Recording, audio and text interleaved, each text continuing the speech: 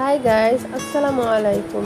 ভাদ্র মাসে তালের পিঠা খেতে কম বেশি সবাই পছন্দ করে, আমিও পছন্দ করি। ইভেন আমার বেবিরা অনেক পছন্দ করে। এই জন্য তালের সিজন থাকতে থাকতে এই পিঠাটা আমি বেশ কয়েকবার বানিয়ে থাকি। কিছুটা পরিমাণ তাল আমি ফ্রোজেন করে রাখি সারা বছর খাওয়ার জন্য। এছাড়া তালের রসের বেশ উপকারিতাও রয়েছে। তালের রস শরীর ঠান্ডা রাখে, গরমজনিত ক্লান্তি দূর করে, হজমে সহায়তা করে, রক্ত শূন্যতা কমায়, শরীরে শক্তি যোগায়। এবার আমি তালের পিঠাটা রেডি করব। প্রথমে তালগুলো জাল করে নিয়েছি, সাথে কিছুটা গুঁড়া দুধ অ্যাড করেছি। এখন দিয়ে দিব চিনি, একটু নেড়ে চেড়ে নিব।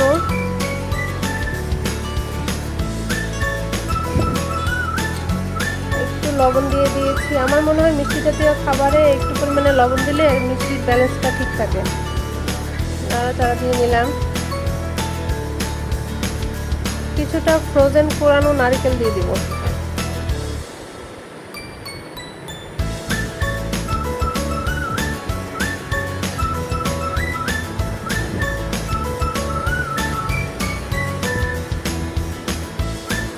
মিষ্টি আমার মনে হচ্ছিল কম হয়ে যাবে, এই জন্য আমি আরও একটু চিনি অ্যাড করে দিলাম আমার স্বাদ অনুযায়ী।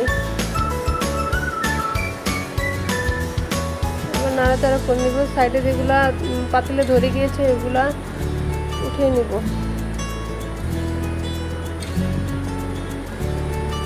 এই তো বলক এসে গিয়েছে। সাথে চালের গুঁড়া অ্যাড করে দিব। আমি এখানে বাজারের কেনা চালের গুঁড়াটা ইউজ করেছি।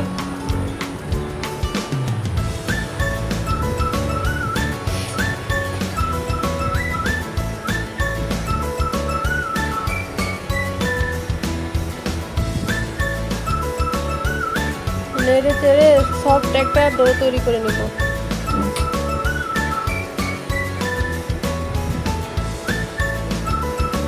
এই তো একদম পারফেক্ট সফট একটা ডো তৈরি হয়ে গিয়েছে। এখন আমি ঢাকনা দিয়ে চুলায় লো হিটে কিছুক্ষণ বসিয়ে রাখবো, 2-3 মিনিট।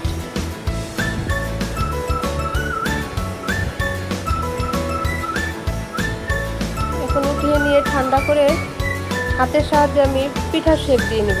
এই তো এইগুলো আমি হাতের সাহায্যে শেপ দিয়ে নিয়েছি। যারা আমার ভিডিওটা ফেসবুক থেকে দেখছেন তারা একটা ফলো দিয়ে পাশে থাকবেন। যারা ইউটিউব থেকে দেখছেন প্লিজ সাবস্ক্রাইব করে দিবেন। তো এইরকম হয়েছে পিঠাগুলো। এখন একটা কড়াইয়ে তেল দিয়ে নিব পিঠাগুলো ভাজি করার জন্য। এগুলো আমি মুসমুসে ভাজি করে নিব। পিঠাগুলো যে কয়েকটা এই তেলে হবে ওই অনুযায়ী দিয়ে দিব।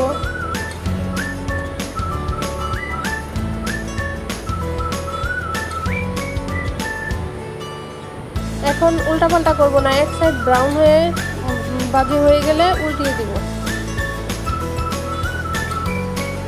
এই তো ব্রাউন কালার হয়ে এসেছে। এভাবে কয়েক বেচে আমি পিঠাগুলো ভেজে নিয়েছি। কমপ্লিট হয়ে গেছে আমার পিঠাগুলো।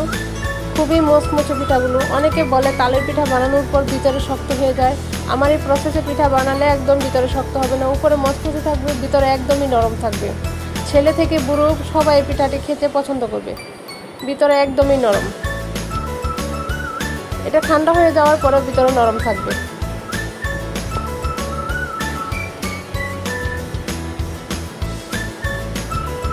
এই তো আমি দেখিয়ে দিচ্ছি, ভিতরে একদমই নরম।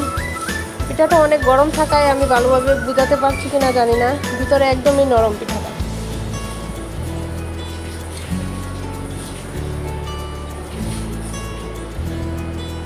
খুবই টেস্টি আমার এই পিঠা, সবাই ট্রাই করবেন।